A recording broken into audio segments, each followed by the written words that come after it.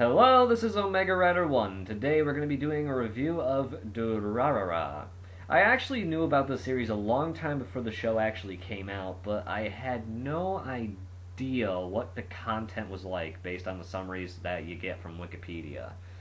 So I dived right in with an open mind, and I was actually pleasantly surprised with this series. So, let's quickly get to the review. Plot.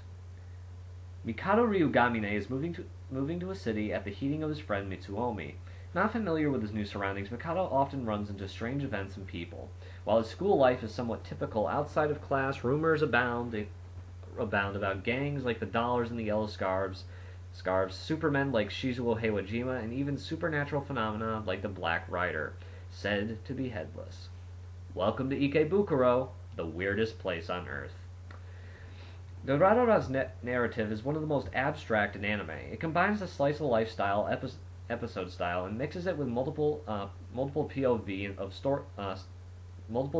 style of storytelling, where you will often see events through the eyes of several characters. It often explains events better than a traditional narrative that takes on one point of view throughout the show and runs with it. The pacing varies from episode to episode, but it always has something to keep the viewer coming back for more, like romance, comedy, philosophy, drama, action, you name it.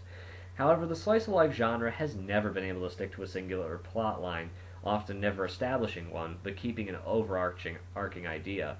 Durarara seems to subvert it, but not by much. It still seems like random events strung together to form a somewhat cohesive story. Hell, it doesn't even end on a completely cathartic ending. It's just another day in the life of someone living in Ikebukuro.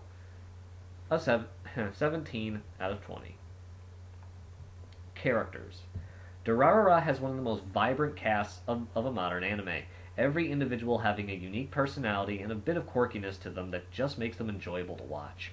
Mikado really works as a vulnerable innocent who is trapped in a place far greater than himself, but even bigger props go to Simon, the Afro-Russian strongman working at Russia Sushi, a sushi shop that doesn't get much in the way of clients.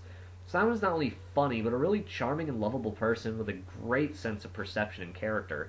The dynamic between Ubermensch Shizuo Heiwajima and sneaky, backstabbing troll Izai Orihara is hilarious to watch as Izaya pushes Shizuo to levels of rage that would make the Incredible Hulk soil himself. Other than several honorable mentions, the cast is just well-rounded and likable, down to even the most minor of side characters with how much personality they have. A 10 out of 10. Art and animation.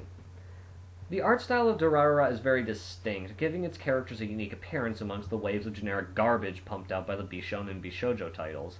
However, it suffers from the same problem. Everyone has the same face. There are almost no distinguishing characteristics between several characters save for eyes and hair. Not only that, but the show seems to have issues with character movement.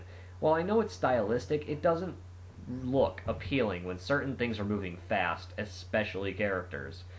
Though the latter complaint is actually pretty rare, it does happen in a couple of the action scenes. A 3 out of 5.